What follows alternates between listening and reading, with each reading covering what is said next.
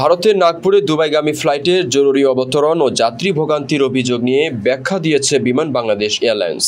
রোববার সন্ধ্যায় বিমানের জনসংযোগ শাখার মহাব্যবস্থাপক বসরা ইসলামের সই করা এক বিজ্ঞপ্তিতে বলা হয়, গত 19 ফেব্রুয়ারি বাংলাদেশ বিমানে ঢাকা দুবাই রুটে যাত্রাপথে ভারতের মহারাষ্ট্র প্রদেশের নাগপুর শহর পার হওয়ার সময় ক্যাপ্টেন পেছনের কার্গো কম্পার্টমেন্ট থেকে ককপিটে ফায়ার সতর্কীকরণ সংকেত পান।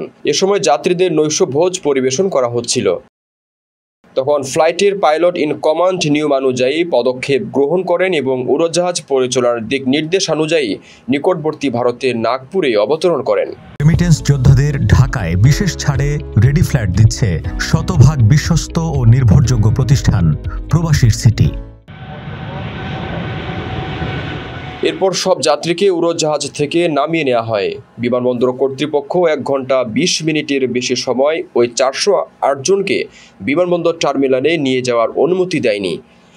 এ সময় পানি ও টয়লেট সুবিধার জন্য যাত্রীরা বারবার অনুরোধ করা সত্ত্বেও ভারতের নাগপুর বিমানবন্দর কর্তৃপক্ষ নিরাপত্তা অনুমতির আনুষ্ঠানিকতার প্রসঙ্গ তুলে দিতে বিরত থাকে।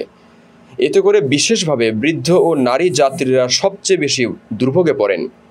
পরবর্তীতে যাত্রীদের হোটেলে পাঠানোর জন্য অনুরোধ করা হলে ভারতীয় কর্তৃপক্ষ অস্থায়ী ল্যান্ডিং পারমিট দিতে অপারগতা প্রকাশ করে। এ কারণে বাধ্য হয়ে যাত্রীদের টার্মিনালেই থাকতে হয়। বিমানের বিজ্ঞপ্তিতে যাত্রীদের দুর্ভোগের সম্ভাব্য যেসব কারণ উল্লেখ করা হয়েছে তার মধ্যে এটি আঞ্চলিক বিমানবন্দর হওয়ায় সীমিত ধারণ ক্ষমতা, কর্তৃপক্ষ কর্তৃক নিরাপত্তা অনুমতির দীর্ঘসূত্রিতা অন্যতম।